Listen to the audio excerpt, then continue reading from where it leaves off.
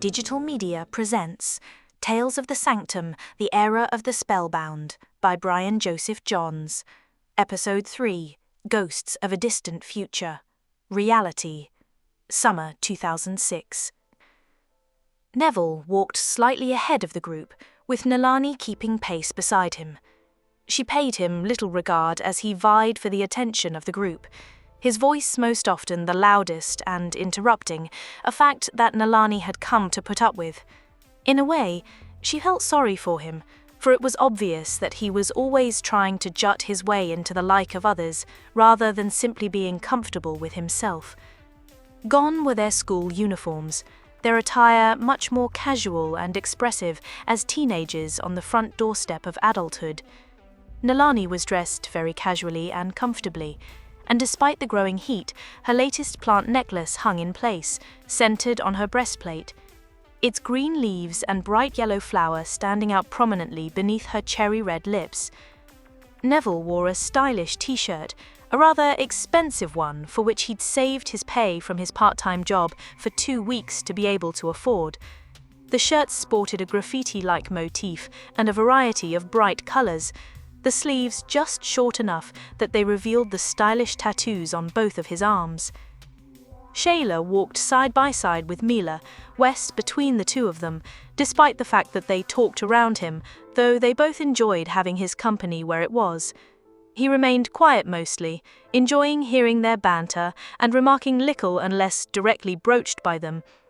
Shayla, of course, wore the darkest of Gothic shades, a long black lace figure-hugging dress spanning down to her Dr. Martens, which fit her style perfectly. Her face was pale white with foundation, while her eyes were darkened with eyeshadow and liner, while her deep red lips underlined her entire look, her foreboding blue eyes standing out amidst the cacophony of shades. Mila, on the other hand, was the apparent bookend antithesis, wearing a white summer dress and a white sun hat, protecting her pale complexion and makeup-accented natural look, while Wes, between the two of them, seemed to be a great bridge for the dichotomy of their styles.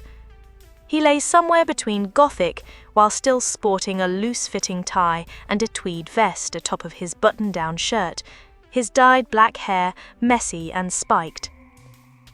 "No skateboard today, Neville?" asked Shayla, confronting him during a moment's silence in their conversation. "The bearing casings are shot. Besides, I'm kind of done with it. Saving up for a moped. That way, I can pick Naluni up and drive her to summer school," Neville admitted to them. "Maybe in your dreams, but not on my flower here," Naloni responded defensively, gesturing to her eco necklace. "Can't blame a guy for trying." Neville's attention span was short, and after he'd replied to Naloni, he directed his gaze to another blonde-haired girl ahead of them on the sidewalk. "Excuse me, miss, you dropped something." Neville ran up to her and handed her a slip of paper he'd withdrawn from his pocket. She looked at the slip of paper and her eyes rolled, for on it was written his name and phone number. She picked up her pace to get away from them, rather than be the subject of an unfamiliar and possibly predatory group's amusement. "I love it when they run. I might not want what I haven't got, but I want more than anything what I cannot have." Neville laughed as the girl ahead of them picked up her pace, seemingly unfazed by the rejection he just experienced. "You disgust me," Naloni smirked at Neville. "What? Would you think better of me if I'd been crushed by your rejection of me? Of hers? Who's the creep now?" Neville challenged her. "You. Instead of waiting and trying again with me later, you instead went right away for the nearest woman matching my description. You don't want what you cannot have. You want what takes the least effort and gives you the first yes." Naloni reasoned with him, perhaps slightly flustered that he'd embarrassed both her and the other woman he'd approached. "True. I want someone just as desperate as me. Are you saying that you're worth it?" "You have no clue, do you?" Naloni responded. "If you'd have waited and tried again with her later, that would mean that you really want her," Wes responded to Neville's antics. "You're just jealous that I went for someone else, not to mention you'd have preferred it if I was destroyed by your rejection of me. Of hers. Who's the creep now?" Neville turned his back on her just as they arrived at the front door of their favourite tea shop, Reality. "Let's just get our morning tea and crumpets and get to class," Shayla interjected, already disgusted by Neville's behaviour. "I take it that you two have a history?" asked Mila of Nelanie and Neville, as Wes secretly tried to stop her from asking, shaking his head and mouthing, "No, no," several times. Just as Neville was about to answer Mila, loud sirens announced the arrival of an ambulance as it pulled up to the corner shop neighbouring the tea shop. A pair of paramedics jumped out of the ambulance and retrieved a gurney from the back of the vehicle, then wheeling it into the front door of the corner lot shop. "What happened?" asked Nelanie, turning to face the shop. "That's the store the old man runs," Neville responded as a crowd slowly started to gather outside of the shop. Neville and Wes peered into the window of the shop, catching a glimpse of the paramedics performing cardiopulmonary resuscitation on a balding, older man who lay on the floor, unmoving.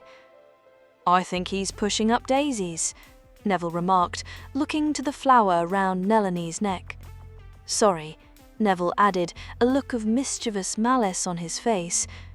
Nelanie just shook her head in disgust when out of the corner of her eyes she caught a glimpse of another man leaving the shop, a familiar man in a hood and cloak. "Look, it's Mr. Norbit," Nelanie exclaimed as the man turned to get a glimpse of her. Their eyes met, and time seemed to stand still. "One by one, they all will fall. The truth be gone, and that is all," Mr. Norbit said to her, as time remained at a standstill. "No!" Nelanie tried to scream, but nothing, no sound, no air, came out. Mr. Norbit then turned and disappeared around the corner, and a moment later, time resumed. "Who did you say?" asked Wes of Nelanie. "It was... I can't remember." Nelanie responded, the name and face now gone from her memory. Nelanie saw a vision of a withered squirrel caught in the grip of a man whose face she could not recall. "What happened?" asked Mila of Wes and Nelanie. "I saw someone who hurt squirrels. I can't remember. His name was just on the tip of my tongue," Nelanie responded, once again receiving a blurred flash of a memory. "He was wearing a cloak, and maybe a hood." Nelanie shook her head. "I think the old man's gone." Wes looked inside of the store through the glass window.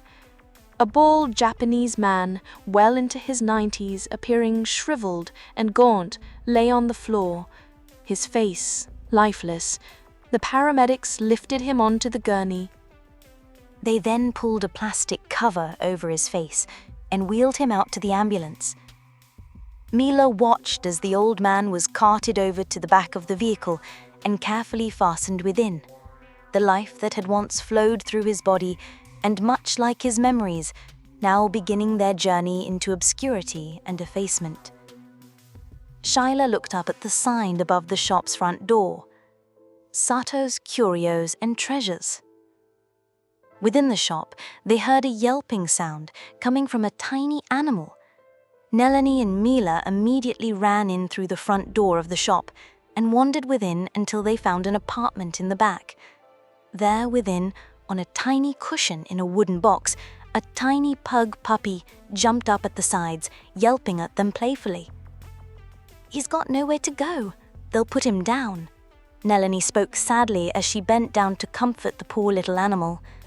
Mila quickly grabbed a tiny blanket that lay beside the wooden box and used it to line her purse. She then bent over and picked up the puppy ever so carefully and placed him gently inside of it. "He's got a home now.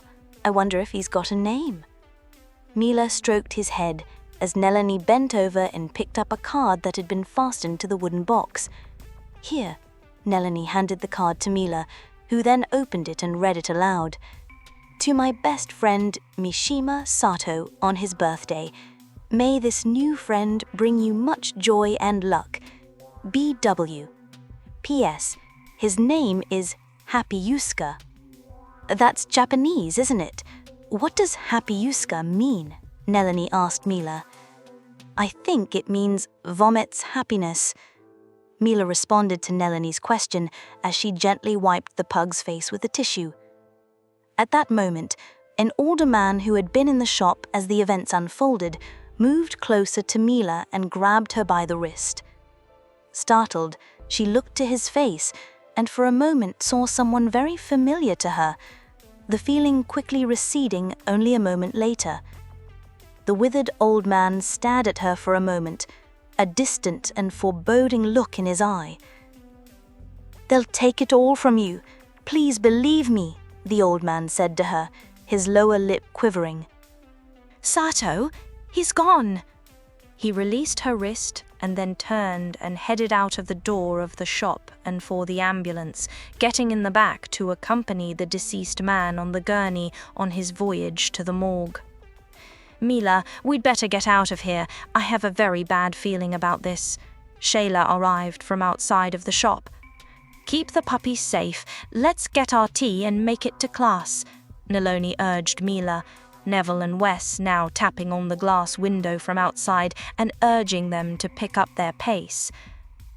The 5 of them made their way into reality to get their tea and crumpets as a group of local workers arrived to seal off the old man's shop, putting a sign across the door.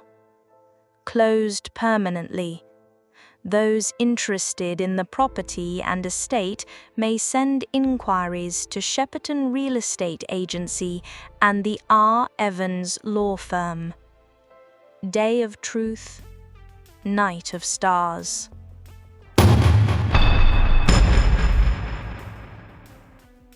Wes had decided that he'd be the one to open the door to their summer school classroom, as the class had already started and they were late.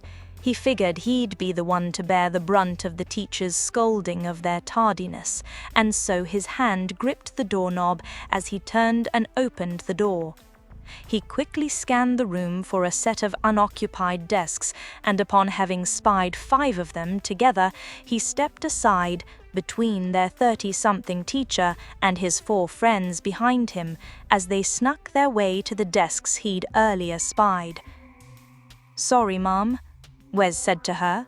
She turned to face him, brushing her hair aside of her forehead. "For what?" she asked him. "For being late and interrupting class," Wes said humbly. "Relax, though don't make it a habit. The only reason that you're here is because the lot of you did horribly on your non-elective sciences. As much as you might like to get by in this world on charm and magic alone, you're going to need the help of the sciences, and in this day and age, more than ever," she said to Wes, looking to his 4 other friends as they found their way to their desks. "I'm Mrs. Truffleberry, though seeing as this is a summer class, you can call me Cheryl." She smiled at them as they found their seats. I know that the reason many of you are here is because you find maths and sciences boring. Let's face it, on a cold, bland page or a computer screen, some of this can seem very boring compared to, say, High School Musical or The Last Kiss. Until Apple, Microsoft, Google, or MindSpice invent a medium that brings the sciences to the masses in a very interesting way, like some of the more creative, publicly funded television channels, it's up to us summer school teachers to reintroduce you to it in a way that the teachers of the regular school year couldn't, given the sizes of their classes, Mrs. Truffleberry explained to them. Shayla and Wes looked around, only then realizing that there were actually very few students with them in the classroom. The entire class appeared to be about 15 people in all. At that moment, Happieska let out a tiny little bark from where his head poked out of Mila's purse in her lap. Whoop! Mila let out a yelp of her own, imitating the puppy. "Are you quite all right?" Mrs. Truffleberry looked to her, confused. "Just the hiccups," Mila replied, secretly tearing a bit of her crumpet and feeding it to the pug. Now that we're all comfortably, how many of you know what science actually is? Asked Mrs. Truffleberry of the class. One of the other female students, a pretty girl wearing thin-rimmed glasses, raised her hand. Miss Dorrans, Mrs. Truffleberry acknowledged her. It's the study of the world and the universe, Jessica Dorrans responded. Yes and no. Yes, in that there are sciences that study the world, geology, for instance, and there are sciences that study the universe, cosmology, for example. I need a more encompassing answer, and one that you might never have suspected. Maybe something you'd expect to find in a philosophy text, Mrs. Truffleberry hinted. Anybody? Mrs. Truffleberry continued. She waited, one of the students coughing ever so slightly. Science, to put it quite simply and yet very profoundly, is the search for truth, Mrs. Truffleberry told them, and waited for that concept to fully sink in. The search through all that obscures it, truth, how and what has happened, so that we might one day be able to use creatively what can and will happen, including what we can create ourselves using what we've learned from that truth. Mrs. Truffleberry wrote the word truth on the chalkboard, underlining it 3 times. Nelanie raised her hand. Miss Ardblom, Mrs. Truffleberry gestured to Neloni. But what is truth? Asked Neloni. Now we get to the bizarre and sometimes confusing philosophy of the answer to the question of what is science. If science is the search for truth, then what is truth? Asked Mrs. Truffleberry. Wes raised his hand. Mr. Emerson, Mrs. Truffleberry got his last name correct as she acknowledged him. My backpack is heavy, that's truth, isn't it? He said, lifting it with both of his arms, it being filled with library books he'd planned to return after class. What about to someone like Mr. Cooper here? Our class athlete, it would seem. Mrs. Truffleberry introduced John, a tall, somewhat muscular fellow who humbly stood and bowed like a gent to the rest of the class, drawing a fair bit of laughter and at least one catcall whistle from one of the women. He blushed as he sat back down. Try lifting Wes's backpack, would you, John? Asked Mrs. Truffleberry of the student. John went over to Wes's desk, Wes handing him the backpack. John at first played along and seemingly dropped it because of the weight, again drawing some laughter. Just kidding, he said, then easily hefting Wes's backpack with one arm. It's a little heavy, not much though. I can easily lift it with one arm. John handed the backpack to Wes and returned to his seat. So it would seem that we have 2 truths simply by conducting science on Wes's backpack, Mrs. Truffleberry explained to them, pulled a scale from a cubby hole under the counter space at the front of the class. So let's deal with that by sorting this out so that we have one truth about Wes's backpack that we can all agree upon. Wes, could you bring your backpack to the front of the class? Mrs. Truffleberry adjusted the scale and then beckoned Wes to join her. He carried his backpack to the front of the class and lifted it up onto the counter. Now, place it upon the scale here and then read for the class what you see in the digital display, Mrs. Truffleberry instructed Wes. It says 6.5 kilograms, Wes said aloud to the class. I'll confirm that for him and assure you that it does in fact say 6.5 kilograms in weight. There, we've conducted science and yielding truth from it, something that we can all agree upon as being fact. It's not 6.5 according to Wes and 3.2 according to me. The scale upon which we measured it says the same answer for both of us. Truth, Mrs. Truffleberry explained to the class. Mila raised her hand. Miss Wren Dubell, Mrs. Truffleberry gestured to Mila. My favorite kind of drink is raspberry bubble tea. Isn't that science? Asked Mila quite cleverly. Now we're getting somewhere.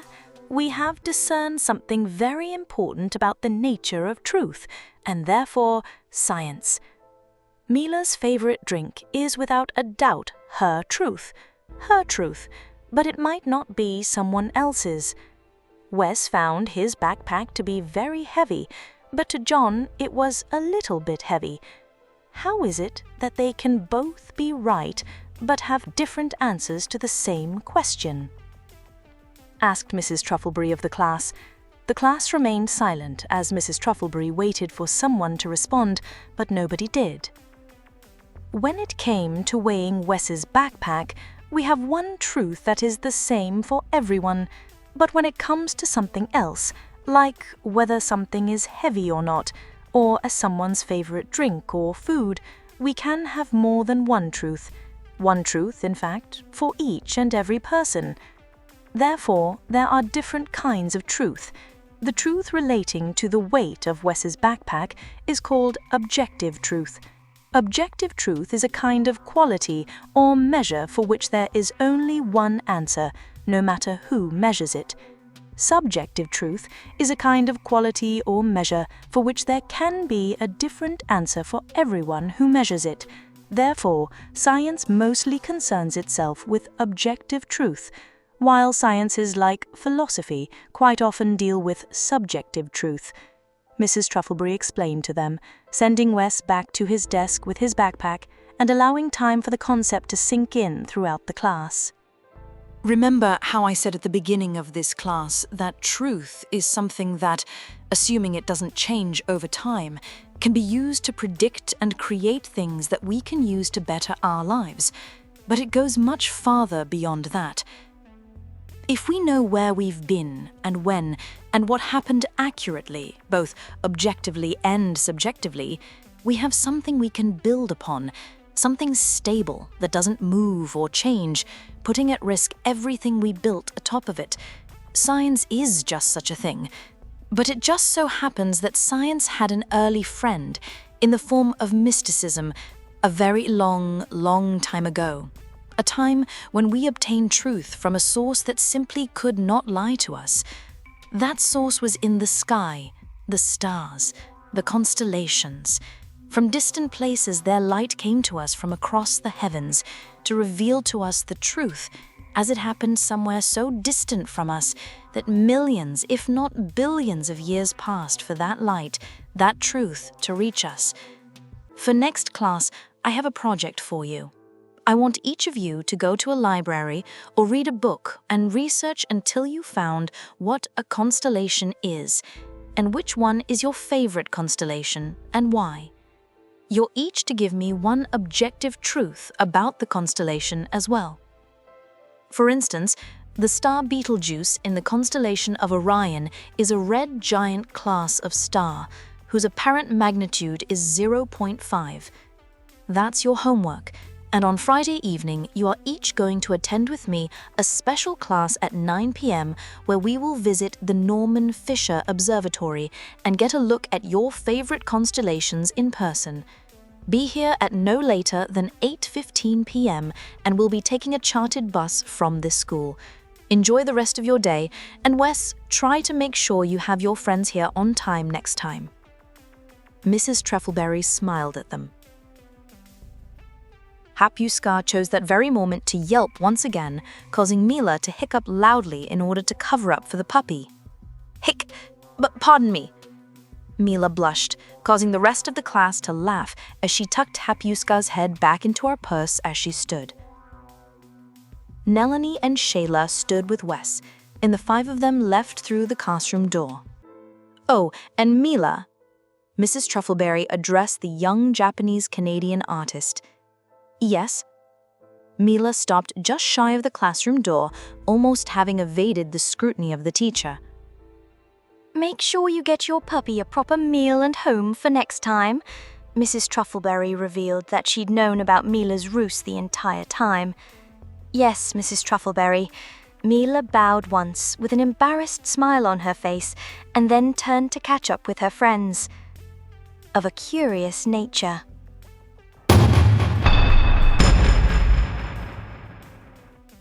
Well, that was ever so utterly boring and yet very captivating at the same time, Shayla said with pouty lips, which, despite that fact, still managed to hold Wes's attention quite thoroughly. That figures. I thought it was kind of uplifting, given the passing of that poor store owner, Naloni responded to Shayla's sardonicism. Now, that was sad, but to tell you the truth, we didn't really know him all that well, Shayla reminded them. I went in there once and picked up an old dusty book from his basement collection, but I never read it. Something about mysticism, though. He was very sarcastic to me when I bought it. He said, "Oh well, another great book falls victim to the ever so deteriorating grip of pop culture. I suppose next time I see you in here, you'll be wearing the t-shirt with the book's title as if it had been your bling all along." Wes admitted to them what he'd remembered about Sato. Mila somehow found the statement to be very funny and covered her mouth as she laughed at Wes's recollection. "I never met him, but that strange man that grabbed my wrist, it was like I knew him," Mila then admitted to them. "What? That dirty old man? He was very strange, a bit creepy too. I'd never seen him in that store before and I've been there a few times. The puppy wasn't there last time I went in, and that was only a week ago," Naloni finally admitted to them. "So the puppy was a gift given to him by BW then?"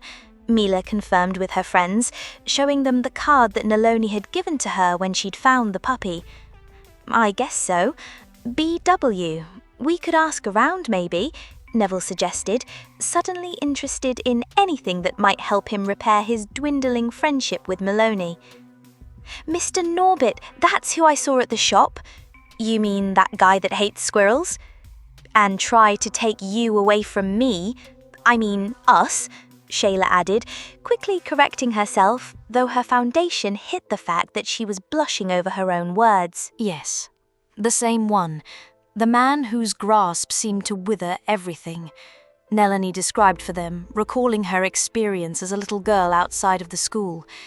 "And I think that we should look into this," Mila urged them. "I have to return my library books, but afterwards?" Wes responded to Mila and then turned to Shayla. "Sounds like a mystery to me. Might be fun. A lot better than looking up constellations in a book," Shayla said to them. "We can do both at the same time. But first, let's get my books back to the library, and then we can check out Sato's store again," Wes suggested. "I still have the puppy with me. We need to get him somewhere safe, and somewhere he can, Mila said to them, opening the purse enough so that Happy Usaka could poke his little head out and watch the world as they walked the streets of Shepperton. "There's a park across the road from Sato's shop. We can take him for a quick little run there," Neville suggested, softening his approach, which seemed to draw Naloni's forgiveness of him. "Not to mention, he might be able to tell us something while we're there," Naloni suggested. "And I suppose you can speak with animals, can you?" Neville responded, slightly sarcastically, losing a bit of ground with her. "That's Nature Girl. She can speak with birds, cats, dogs, you name it. If it's got fur or feathers, she's a walking translator for them," Shayla remarked, sarcastically, about Naloni. "Then it's decided. To the library first, and then to Sato's curios and treasures." Mila stroked Happy Usaka's head gently as the five of them began their journey into the second half of their day.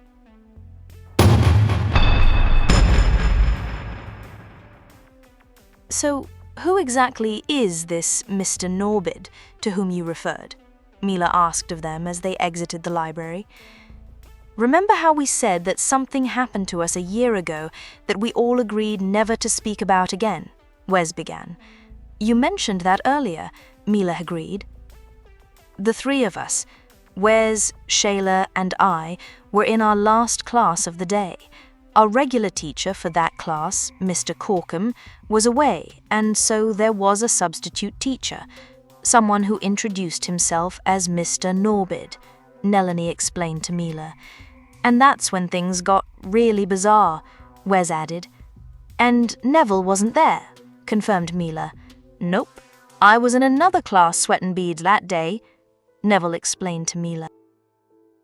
Mr. Norbid started quizzing us about history, especially about the time of colonization in the 1600s, and that's when the storm started just over the school.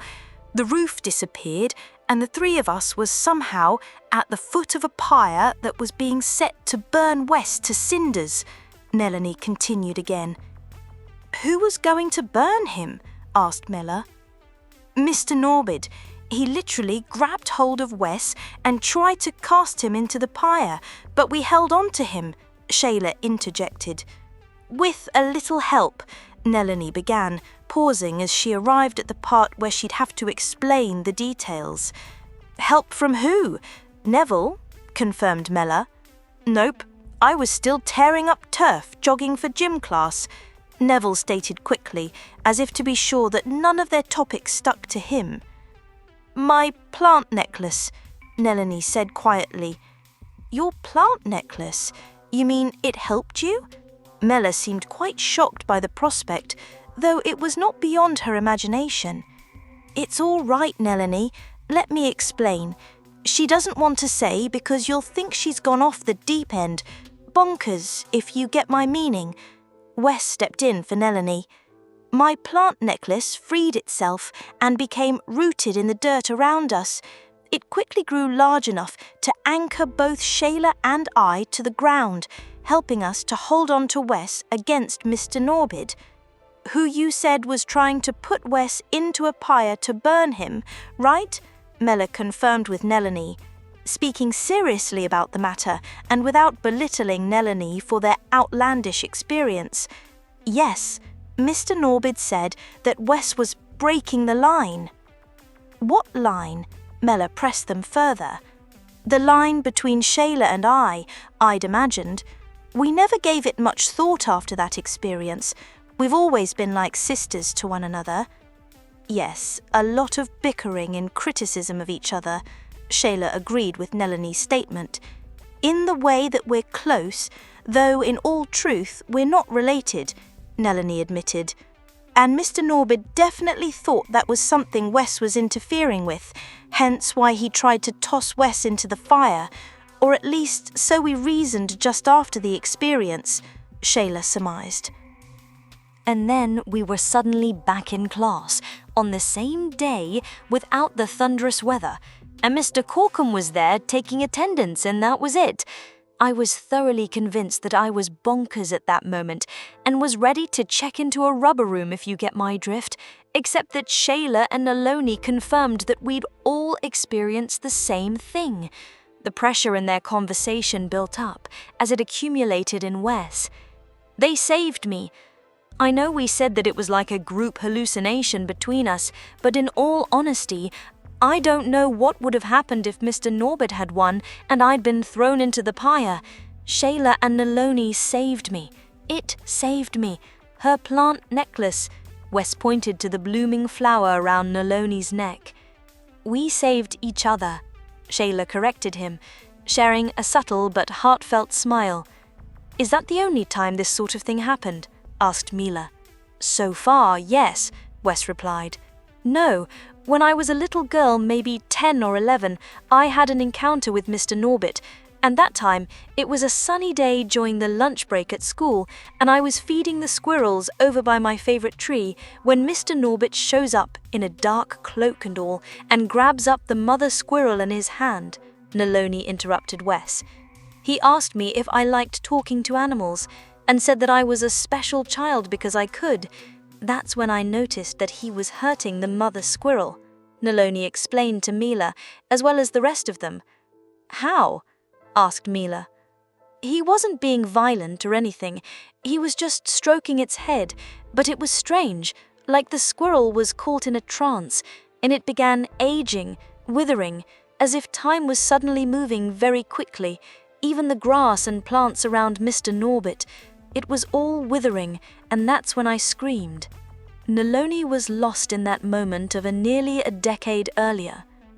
I take it someone came to help you, asked Mila in shock. Yes, the birds. They flew down from the tree and began attacking Mr. Norbert.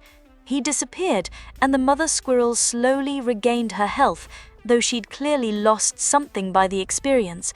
She ran off with her little ones, and that's when the teacher came to get me. Naloni finished her recollection of her tale. No, Wes isn't bonkers. All three of them certainly are, though, I'd have to agree, Neville remarked sharply, perhaps trying in his own way to diffuse the tension, only to have it backfire on him. My hero. Naloni pushed Neville away and moved closer with Shayla to Wes's side. Neville kept the mischievous smile on his face, while inside it hurt him that his role in life often seemed to turn out that way. So you have had very unique experiences in life, perhaps even paranormal, confirmed Mila. It's not me for sure. My life was pretty boring until I met them, Shayla and Naloni, Wes admitted. Thanks, mate, Neville responded to Wes's statement, taking it personally as they'd been friends since they'd met 5 years earlier. What are friends for? Wes responded sarcastically, still a bit edgy that he'd even joked with Shayla and Naloni about such a difficult topic. What hurt Neville the most was that he'd not been part of the experience that had helped Wes to form such a strong bond with Shayla and Naloni, that he'd always be on the outside of their mysterious experiences, and that he'd lost the chance to prove himself to Naloni. Mila could see much of what was going on from behind her intuitive shroud, though she dared not delve into those aspects of their interpersonal relationship. She hoped that with time, that the four of them would have a much better understanding of each other, especially given their proximity near and far from these experiences. Neville might have been a jerk at times, but he often bore the weight of fault for his friends unbeknownst to them. Neville clung fearfully to his masculine, as if he'd be losing something he'd never be able to get back simply by trying to put himself in Naloni's shoes. Wes, on the other hand, had demonstrated that he had no issue with delving into the feminine aspect of life when making effort to understand the opposite sex, all the while retaining a confident hold on his masculine side without it dictating his conduct or treatment of the opposite sex. What Neville resisted so fervently kept him confined to the extreme of his understanding of what it was to be a man, while to Wes, that very idea meant something very different. Mila respected Wes for reaching out to Shayla in the way he was, for she knew that theirs would be a very difficult path on the road to finding each other. For Naloni, and as much so for Neville, she could see that the hurdle they faced involved their overcoming of the extremes, the ability to meet each other in the middle, and without the natural reaction that fear could muster to polarize even the most balanced of souls. Fear. Like what she'd experienced in her nightmares, watching her parents depart on an airliner that was ultimately destined to explode in a fireball and come crashing to the ground, all on board, dead. Mila was well acquainted with fear, and it was something with which she'd contended every day, secretly keeping it at bay while fooling everyone around her into the idea that she was perfectly perfect. She could see what it was about her friends that kept them so close together and so far apart, and yet she could do little to heal herself from the same.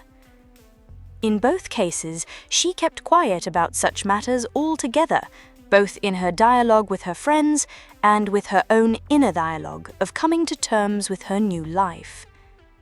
When they'd mentioned the fact that Mr. Norbert had referred to Wes as having broken their line, she immediately discovered that Mr. Norbert was in fact correct.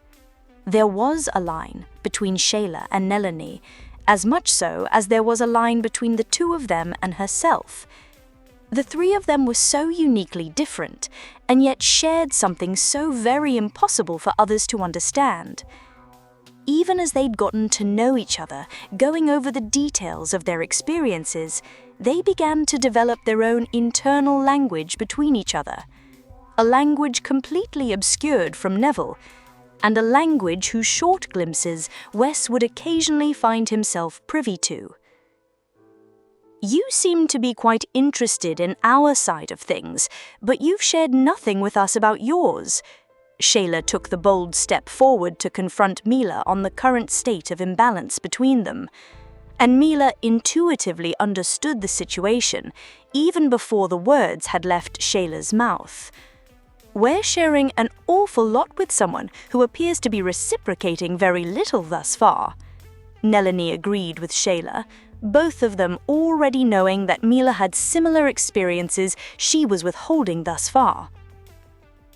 I only ask because I'm experiencing some things of my own, things often difficult to explain, like when I woke up at 4 a.m. today to start a painting of the night sky from my back deck. By the time I'd finished it 2 hours later, I'd not painted the night sky, but a scene of something that actually happened across the lake from my home. An hour after I'd finished the painting, a utility shed maintained by Shepperton caught fire. I heard the sirens, and so I got on my bicycle and rode over to the site, a short trip which took me about 4 minutes. When I got to the scene, I took a photo with my phone that depicted a group of firefighters putting out the fire, which had grown to become a considerable blaze by that time. When I got back to my painting, I compared the photo with the painting and found them to be almost identical, except that I hadn't painted a scene depicting firefighters. I painted a scene in the evening depicting a group of campers seated around a campfire. However, the painting and the photo looked almost identical, and that wasn't the first time that has happened. Mila paused. The truth is that ever since I started painting, every single one of them has depicted a situation that occurred later, sometimes much later than when I'd finished the painting. Mila explained to them. Mila reached into a side pocket on her purse, pulling forth a laminated photograph from within. She then handed it to Shayla, who took a look at it, immediately recalling having seen the painting before. This was the painting on your wall. I've seen this painting before. On the telly. It was on the news. A general interest story on art or something like that. It's quite a piece. Like a pocket of light hidden within a dark halo of shadow, like the night sky, Shayla remarked about the photo, handing it over to Leloni, who then passed it to Wes and finally to Neville. I was paid several million for that painting. I finished it 2 months before the accident, Mila told them, wiping a tear from her eye as she pulled forth another laminated piece of paper, this one from a newspaper a year earlier. It was a photograph taken from a specialized camera at the Air Traffic Control Tower at Pearson International Airport. The photo and the news story accompanying it depicted an airliner exploding into a fireball only a minute before it plummeted into the ground, killing all on board. The painting is almost identical to the photo, Wes said in disbelief. That was the airliner where my parents, they're gone now, Mila said to them as she struggled to keep herself from breaking down. I finished that painting 3 months before the accident, and the whole time it was trying to tell me, to warn me. Or maybe it wasn't that at all. Maybe I made it happen. Mila's tears flowed despite her best efforts to stop them. All at once, Shayla and Nelanie understood Mila as she was laid bare before them. Nelanie wondered how differently things might have turned out if her plant had, instead of trying to save Wes, had tried to kill him. Shayla wondered how differently things might have been if, instead of the horror that tried to snatch her having ended up in the jaws of that tremendous feline hunter, if it had been her that was the prey. They were, all three, privy to abilities beyond the comprehension of most, let alone each other. Yet they had no idea about such things or where to begin in understanding them. "I'm all right." Mila wiped her eyes once again and continued as they arrived at the park across from Sato's Curios and Treasures. Happyuska immediately recognized the smell of the area and began yipping excitedly, trying to jump from Mila's purse. She placed her purse on the grass and zipped it open. Happyuska jumped out of the purse and hopped along in the grass, quickly finding a place to relieve himself, which he did unabashedly, even wagging his little tail after having done so. He sniffed the area around the picnic bench the group had chosen to remain seated before jumping back into the purse again. "I'm beginning to see what Mr. Norbid was talking about when he said that we have a line." Shayla looked to Nelanie and then to Mila. Mila nodded affirmatively. "That we do. Now, let's see if we can't piece the mystery of Sato and BW together, shall we?" suggested Mila. "Look, there's a specialty shop for pets right there, a few doors down from Reality and Sato's. I bet you that Happyuska would love a designer biscuit or two," Nelanie suggested, already going through her purse to see if she had enough money for such a purchase. "Put your money away. I'll get it for him. And lunch for us too after we've checked into the mystery of Sato's shop," Mila assured Nelanie, then looking to Shayla and Wes and Neville in turn. Mila picked Happyuska, purse and all, up from the ground, and the 5 of them made their way to Sato's shop. To be continued in Tales of the Sanctum, Era of the Spellbound, Episode 4, Twisted Paths and Missing Pieces.